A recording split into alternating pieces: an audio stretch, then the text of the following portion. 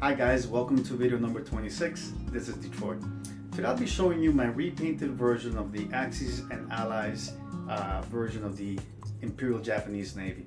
But before I show you my collection, I would like to go over a few points. Paul Rodovich, who is a viewer of this channel, asked me two questions. The first question was, he asked where I got my enlarged Axis and Allies game map. Well, I first got the idea after I watched Young Grasshopper's YouTube video online. Okay, Young Grasshopper, who I've mentioned in the past, has an awesome setup in the basement of his house. He calls it the cliffside bunker. Okay, in the basement of his house, he has set up a game table with an enlarged game map of the game. Okay, when I saw the video, I absolutely fell in love with the idea of what he has, of the whole setup. So I decided to go out and try to get a map, or try to get something similar to what he had. So I reached out to Young Grasshopper, and he was kind enough to send me the map file on email, I believe it was. So I went to a local printer and I got the map printed. I believe my map is more or less about 4 by 6. So I think it's 4 feet wide and maybe 6 feet in length. Okay, it cost me about $360, maybe $370, tax included. Okay, yes, it was a little expensive, but well worth the effort. Unfortunately for me, I have a small office. My office is not that big, so I really do not have the space for me to be able to play. Having said that though, I have been able to play at least on 2 different occasions with my friends. It's amazing. Okay, it really does make the game experience a lot better.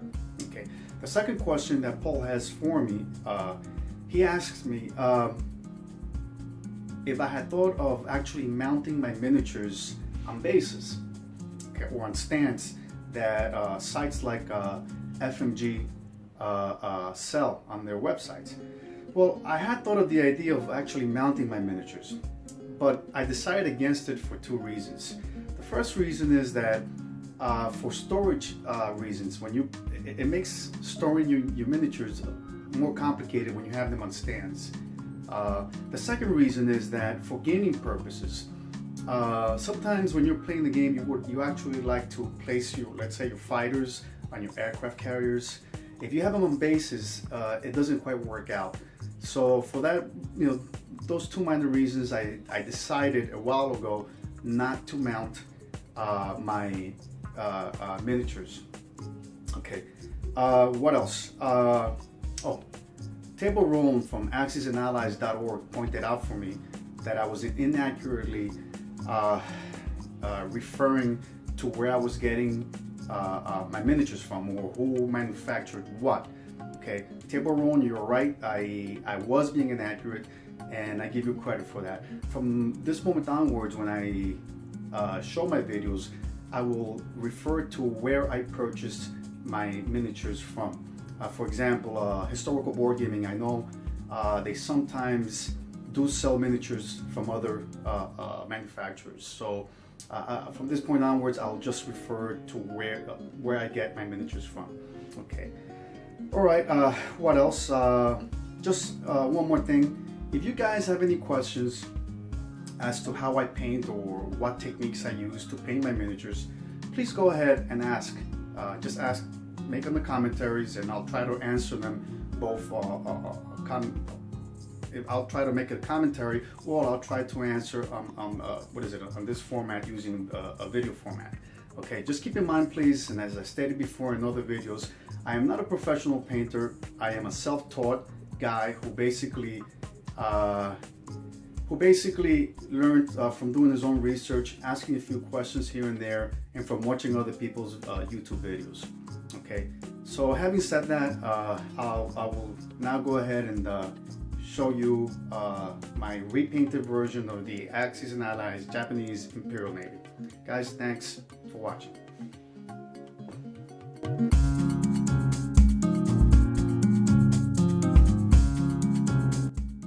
Alright guys, this is my repainted Imperial Japanese Navy. As you can see, some of the units have not changed. A few others I have totally repainted with a totally different color scheme. Okay, alright, let's start with what you already have seen before, and that's the Yamato class battleships. As you can see, I have attached the namesake of the ship at the bottom of each ship. This is the Yamato, and here we have the Musashi. Let me see if I could get you a better view of the actual ship. All right, let me just give you a 360-degree view. And this is obviously the Musashi. All right, the next class of battleships were the Nagaro class. These are an earlier type of earlier war battleship. Okay, let me give you a close view there. Okay, that works.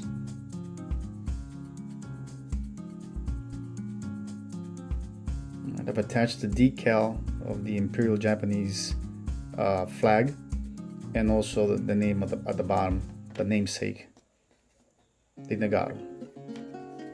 All right. Okay, let's go to my cruisers. Okay, over here we have the the Mogami class cruisers.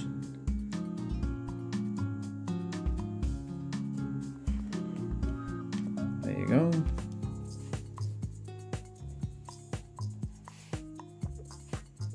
I did a little bit of dry brushing on the ship just to bring out some of the flavor.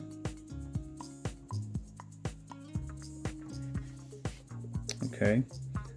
My other cruisers are the Takao class.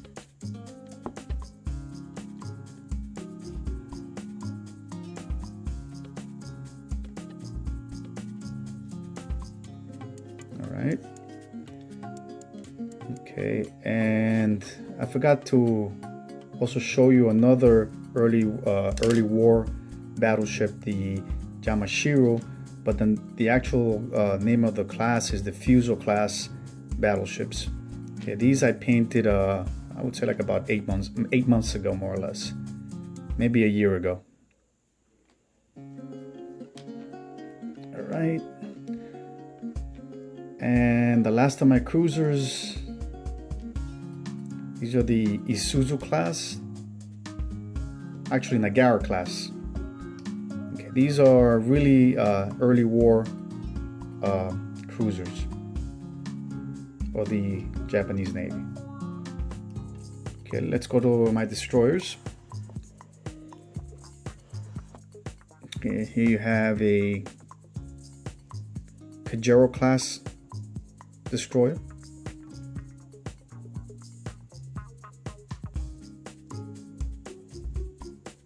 Okay, and let's go to the Fubukis.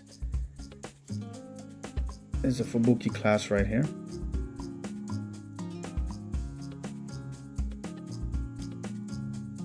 Okay, let's go to my carriers.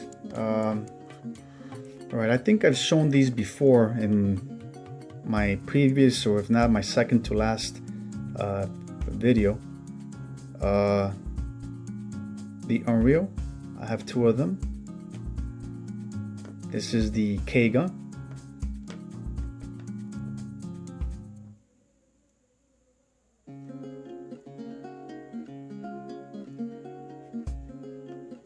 And the Shinano class. As you can see, I have two different color schemes for the same battleship, aircraft carrier. Okay, let me just put them on the game board so you can appreciate the detail that I've tried to introduce to the miniatures.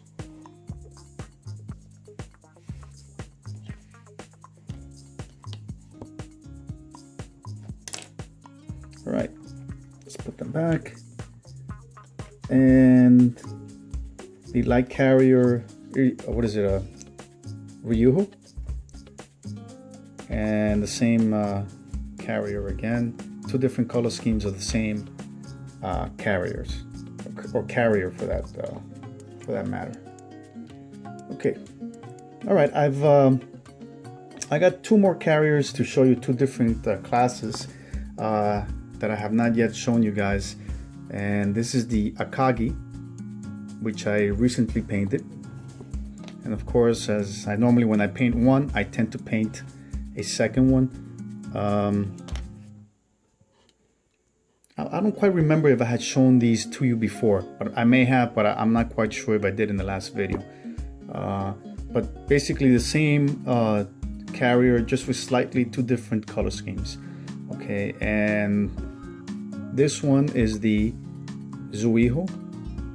Okay, the Zuiho is a customization that I've made, and what I used was initially the original miniature that I used was the Graf Zeppelin, which is the German carrier or miniature that the game comes with.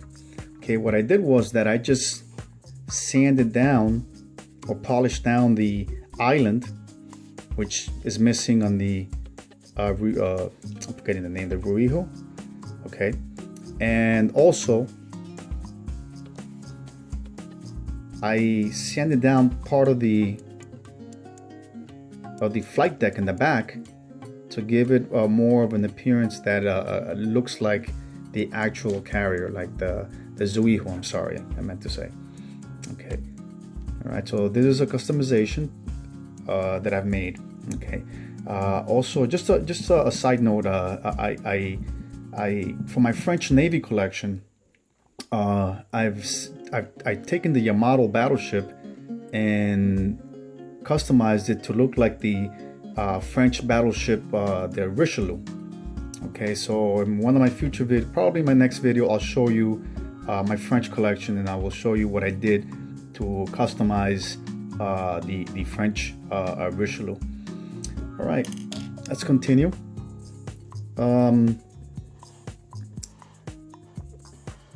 Here you have the I-400 class submarines.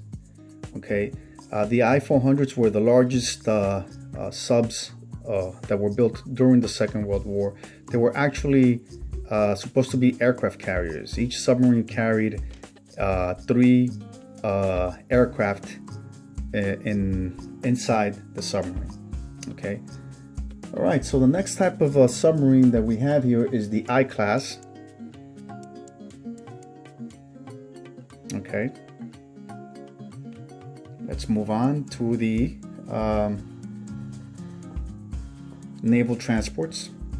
These are the Hakusan Maru class naval transports.